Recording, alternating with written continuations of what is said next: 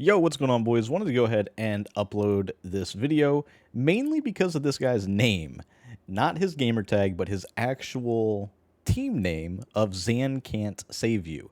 Zan has apparently hit this pop culture icon of somebody that, is just saving the Madden community or at least helping them get better, which that's what he's supposed to be doing. He's supposed to be getting people better. So the fact that he's got somebody out here with this gamer tag slash team name is just absolutely hilarious because Zan doesn't play meta. I know he tries to help people defend meta stuff, but he's not a meta player normally. Now, I haven't followed his stuff this year, so I'm not 100% confident in terms of what he's running. But yeah, it's just, I don't know. I remember seeing somebody have something similar to this last year that just ran Gator Heavy or Jumbo Heavy, whatever it's called, Heavy Saint, Heavy Raven, whatever it is, with Vanguards everywhere. And I'm wondering if it's the same person. This game, you're gonna see he's gonna come out in bunch, and he first first played a game, tries to 5 out me. That won't work. So you guys will get a glimpse of what I'm doing defensively, a little bit of how I'm mixing it up, and I don't actually even get into the full defensive scheme here. This is really just one blitz, one play that I'm adjusting out of. We do have the ability to get that same single edge pressure that you saw right there from the other side. Basically, just depending on what I do, is slight little tweaks that makes it come in. And I just kind of wanted to show you, like, for those of you that are in that mindset of, oh, you run the same defense over and over again.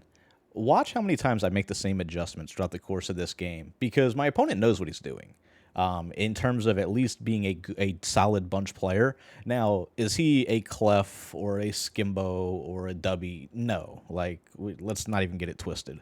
But he knows what he's doing. He knows the general route combos. He knows, what should be open against certain zones and certain adjustments. So if I was to come out here and just run stock cover 2 against him, he would pick me apart.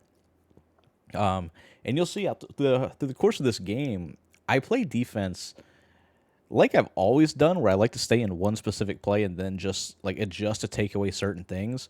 You get people into these situations where, they're audibling around. Like now I've got him audibling around, but like he's in bunch. He's predominantly going to be a bunch player. Here he goes to tight open or some version of that and throws a deep corner route, got over top of a 30-yard flat. Zones are just in a bad state in this game. You see, I tried to stick switch on, didn't even come close. So yeah, he goes down the field and scores right off the bat. And as you guys can tell, this is completely unedited. I'm not editing out anything. You guys will see exactly what I do. Now, for those of you that haven't seen me or aren't in my Discord, haven't seen the gameplays and stuff in there, basically I'm in Arizona's offensive playbook. And defensively, I am in the Colts defensive book. Now, offensively, since that's coming up here, I run a deuce close and a gun wing pair offense. Now, I say gun deuce close, but I also come out and pistol deuce close if I want to run the ball a lot. And I just have different route combos that I like. Now, I don't use slinger. I don't use hot route master, although I probably will go that route come tournament time. Right now, I'm using tanked on my running back, and I'm using one slot apprentice. You can see Kittle on the far right over there has slot routes. But for my opponent, he's in 3-3 Penny, it looks like, or 3-3 Cub, whatever he is actually running. It's one of those two. And for the most part, it looks like he's trying to be in cover 4 quarters. He doesn't go too far away from cover 4 quarters throughout the course of this game, as you guys will see. But you'll get a glimpse into how I'm playing offense. The offense is broken down in terms of my top 5 offensive play calls. If you wanted to hop in the Discord, there is a paid portion of that. It's $5 for a month, and all my videos are in there. There's something along the lines of like 20-something videos now in there between college and Madden. But if not, I will be dropping a full ebook on this on Madden Daily, the school account. if you guys are members there. And if not, I'm going to continue dropping content, whether offensive, defensive, whatever the case may be. I'm going to keep dropping content on YouTube. So you guys will have plenty of chances to see what I'm running, stuff like that. But here you see, this is a popular route combo I love just because it really picks apart their user. Like, no matter where he went with his user, he was going to be picking wrong. A deep cross in this game gets over the top of 30-yard flats.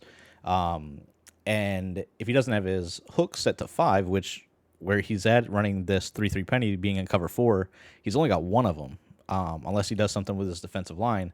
And you can see we are constantly picking that apart.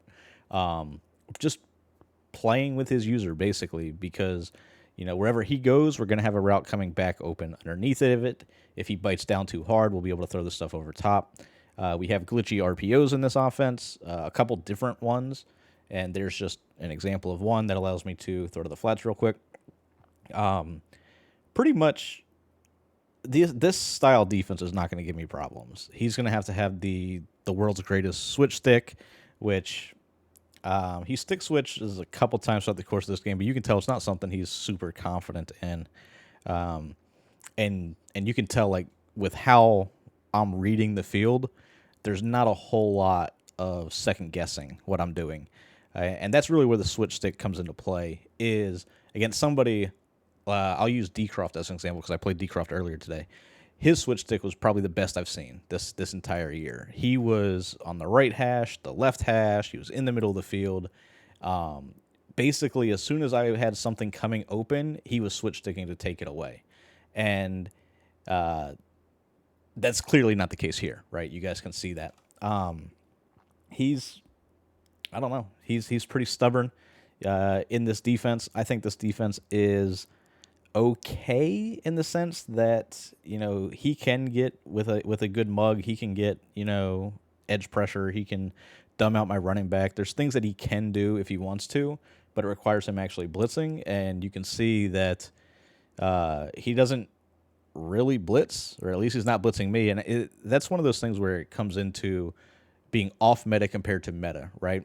If I was to come out here running a Trey Y flex, or trips tight end flex, or a bunch strong, any of these meta formations, I guarantee you this player has the knowledge base to adjust to those. But somebody to come out and gun deuce close, I would guess he probably doesn't have but a handful, if any, reps against my style of an offense, right? And I haven't even really hit him with the wing pair, which is really good in its own right. So just kind of my thoughts on that, to where you have some of these players that have the knowledge but not necessarily the skill, and that's a huge talking point, because Madden is, in my opinion, a knowledge-based game where skill separates the really, really good players from your solid players, right? Whereas knowledge is more separating little Timmy from somebody that watches YouTube videos, just as an example. Here you see I finally get out of my cover 2 blitz, and here I'm going to an A-gap blitz. He actually slide protects left, threw right at my hook zone. That has Lurk Artist, so shout out Manti Te'o.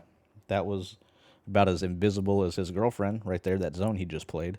So yeah, I mean, right here I feel okay. I'm going back to my cover 2 blitz, and I'm just sending the single side. Like, I want to force him to still block that running back while trying to change what he's doing with his user, or with his zones. And you can see he's doing a good job of mixing it up. He's ran, verticals. There was flood. He's doing a decent enough job to where I can't really key in on any specific play. Verticals, this is the first time I guessed correctly, and you see he was absolutely bagged right there.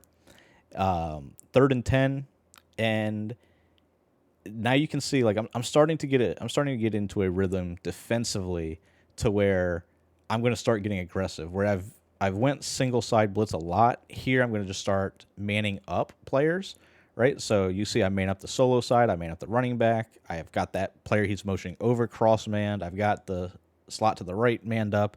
So here I'm fully expecting him to try to hit the sideline. Anytime somebody motions a player over, whether it be the running back or it is a receiver that goes from right to left to that ISO side, they're almost always throwing a corner out to either the person they motion over or a C route to the outside guy. So like as soon as he did that, I knew that, as long as I took away whatever the middle of the field was, he was probably chucking it right at my zone. And it's exactly what he did. Revis, I think that's the worst card in MUT. And he swats it down here. He throws right at my flat on the right side. And we go ahead and get a stop.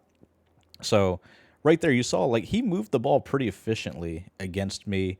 It was a lot of, me staying in that single side blitz and then just adjusting my man and zone tells.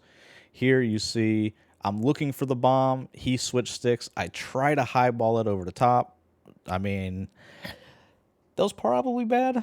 I mean, he was wide open, but I guess Jaden Daniels can't throw the ball 80 yards, so 70 yards.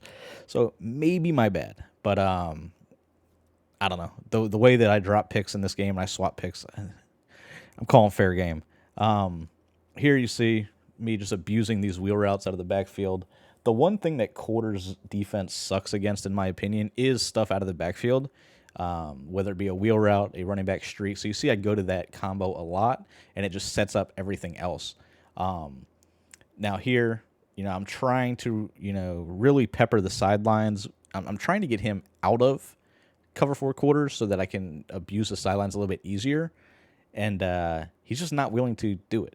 He's not willing to really blitz me. He's not really willing to do much defensively, to be honest. You see with him mugging the gap right there with his center, he's trying to, fake or, get the blitz to come in. He's trying to get the blitz, and he drops out into coverage periodically. But there, I mean, he's in cover 4 quarters, doesn't have, I don't know what he did right there, to be completely honest. Here, we're just going to go back to it. He mans him up, so he was able to take that away with a little pass commit. I was honestly surprised that he pass commit right there, mainly because of the fact that, I can run the ball out of this. But I guess with only 26 seconds left, I mean, I have 3 timeouts, but I don't know. He clearly thought it was a perfect time to do that. Here we go ahead. I'm trying to hit the sidelines once again with the dual corner setup. Not really there. Didn't want to force anything. I know I can take this field goal, and I can get this into the end zone. And you'll see, I'm going to go ahead and do one of my favorite zone beaters in this game, which is a running back streak with a wheel on one side, a streak post combo on the other side, and then I've also got the little zig, which is going to glitch out quarters. And you'll see it's going to do exactly that. We got wide open touchdown into the back corner of the end zone, and my opponent's going to quit. So hopefully you guys learned a little bit about the offense, about the defense. You guys have any questions, drop them in the comments, and I'll catch you guys in the next video.